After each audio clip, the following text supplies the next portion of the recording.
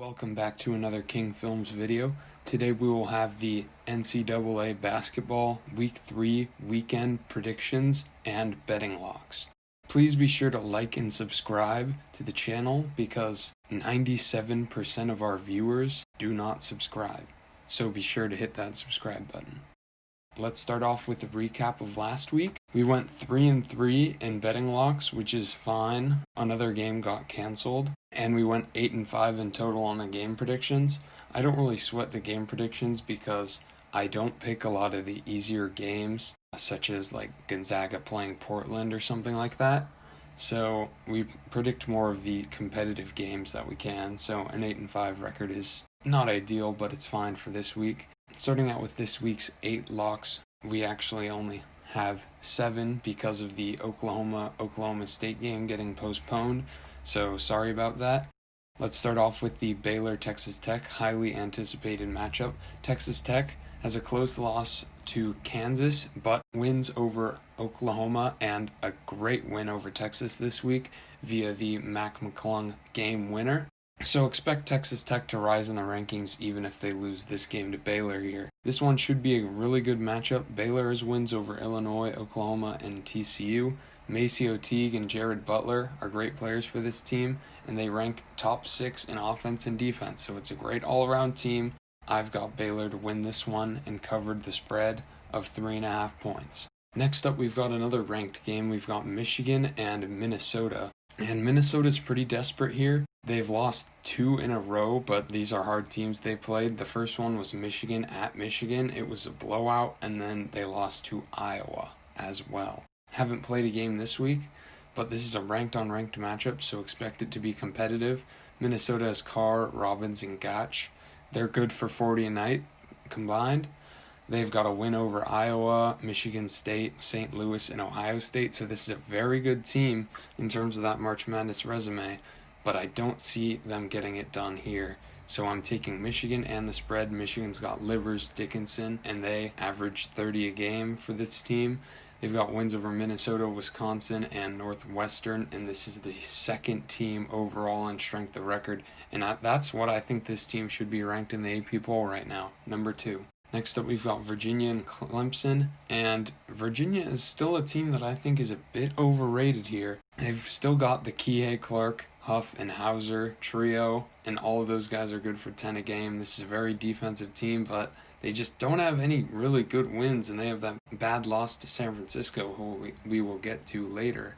Whereas Clemson has wins over Purdue, Alabama, and FSU, and given some of them have been close, but I think this Clemson team is better than a bit of an overrated Virginia squad. Give me Clemson to cover the 1.5 point spread here. Louisville is another ACC team that is rising up there. Along with Clemson, they have wins over Seton Hall, Western Kentucky, and Virginia Tech to add to their resume.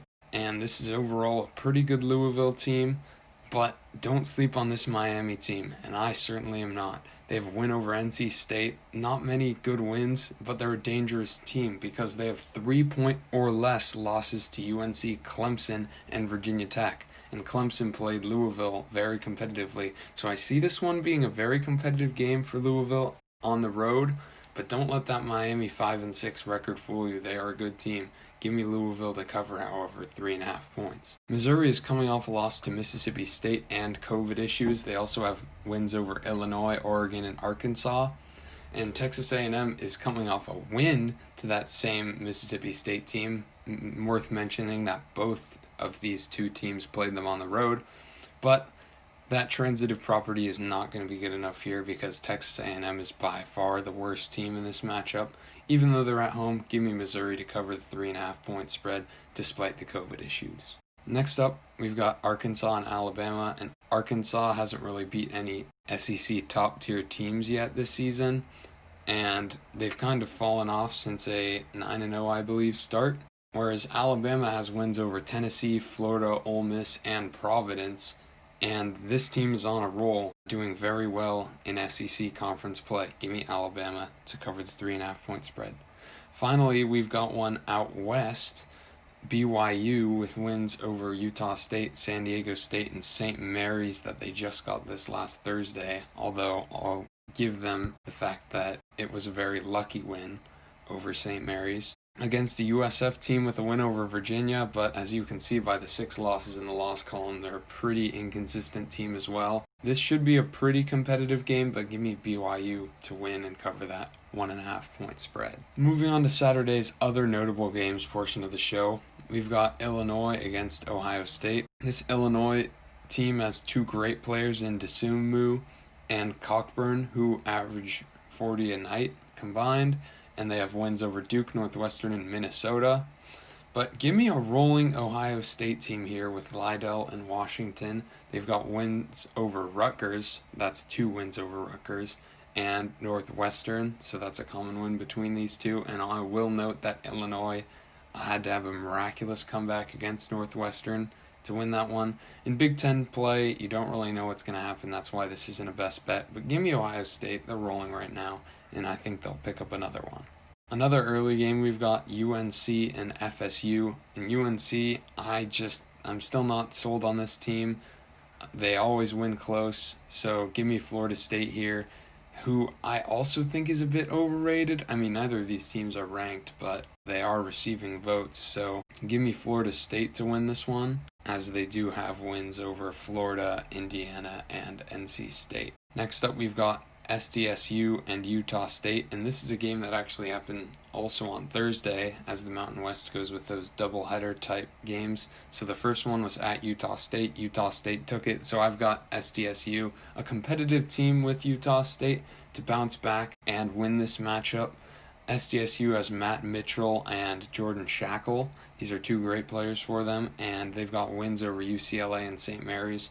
They're coming off a loss, as I mentioned, to Utah State, so I think they'll bounce back and get the win. Utah State is a team that could be undefeated right now. They had a few bad losses early, including one to BYU, which is actually not too bad of a loss, but they lost to South Dakota State, so they will be regretting that one. But this team is starting to figure it out in conference play. They're undefeated in Mountain West Conference play. Granted, the only real opponent they've played is San Diego State so far. They haven't played a good Colorado State team or Boise State. And the player to watch here is Keita.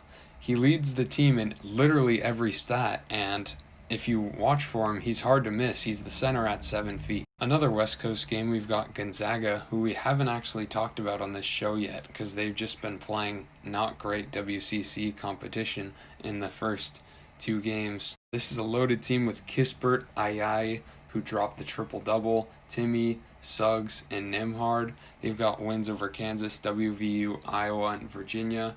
And I think they're just going to roll here. St. Mary's doesn't really have any true good wins. Should have beat BYU on Thursday, but they didn't. I think they'll give up a fight that Gonzaga hasn't really had thus far. In WCC play, Pepperdine did give them a pretty good game through a half, but I think Gonzaga will win handily, and I'm kind of concerned if Gonzaga can't get any other quality wins. Maybe they can play Baylor like was scheduled earlier to get another quality win on their belt, because otherwise, if Baylor does end up staying undefeated, they could pass Gonzaga for that number 1 spot, or maybe a good Michigan team. On to my 6 picks for the Sunday games, and then the bonus Kansas and Baylor game that I will predict for you guys. So we've got Iowa against Northwestern, and Iowa has Garza and Weiskamp, as well as McCaffrey. This is a great team. They have great offense, wins over Rutgers, Northwestern, Minnesota, and UNC. This team could be the best in the Big Ten. We'll see. They don't play Michigan until either their second to last or third to last game, so that will be a blockbuster down the stretch. Give me Iowa to win this one. This is a great team. Northwestern has the win over Ohio State, as well as a win over number 4 ranked Michigan State at the time, which really put them on the map. But don't be deceived by the 6-5 record on this Northwestern team. They have 4 straight losses, all to ranked teams. I'll put in a little picture of their schedule, but this is just brutal. And they even have one more after this game against Wisconsin. So I knew going into this stretch that it was going to be a big teller for Northwestern, and they started off strong but have just kind of tanked. in the last couple bits of it. I think they'll keep this one competitive, but give me Iowa to win. Next up, we've got Penn State and Purdue, and finally Penn State is actually playing again. They have that win over Virginia Tech. They're number one in strength of schedule in the nation, but they've had COVID issues for so long and have only played 7 games. Purdue, meanwhile, has wins over Ohio State, Notre Dame, and Maryland, but give me Penn State to win. I think they'll bounce back and they'll be well rested on the road. Another team with a bit of COVID issues is UCF. At only 3-4, I would say it's not a deceiving 3-4, but these last couple games they have declined. They had that win over Florida State, and one of their losses is to Houston, but they've kind of declined in their last couple games. So give me a Houston team with wins over Texas Tech, Boise State, and Wichita State to get it done at home. Elsewhere in the American Conference, we've got Tulsa and Memphis. Tulsa's got that win over Houston, but they're coming off a loss.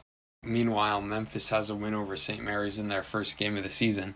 Tulsa's already beaten this Memphis team on the road, so give me Tulsa because I think they're the better team and they'll be hungry coming off a loss. Next up, we've got Virginia Tech and Wake Forest. And Wake Forest, I said it a couple videos ago when they were 3-0, they're just not good. They lost 4 since. They're still not good. Virginia Tech has good wins over Nova, Clemson, and Duke, in a close loss to Louisville, and then we already mentioned that Penn State loss. So this is a great team, and I think they'll blow out Wake Forest. Finally, we've got the blockbuster game. These teams could reshuffle a bit. If Baylor wins, they could go up to 1 in the nation. If they win this game, as well as the Texas Tech game, give me Baylor at number 1. But I've got Baylor to win again. This Kansas team has wins over Texas Tech, West Virginia, Creighton, TCU, and Oklahoma, so they've got quite the resume. But they just lost to Oklahoma State, and while some may think that would cause them to rally in this game, I think Baylor's just too good. I've bet against Baylor too often, so I'm going with 2 picks in their favor this week. It's going to be a heck of a task for them to pull it off, but this probably harder game against Kansas is the one that they have at home, so give me a Monday blockbuster win for the Bears. Thank you for watching.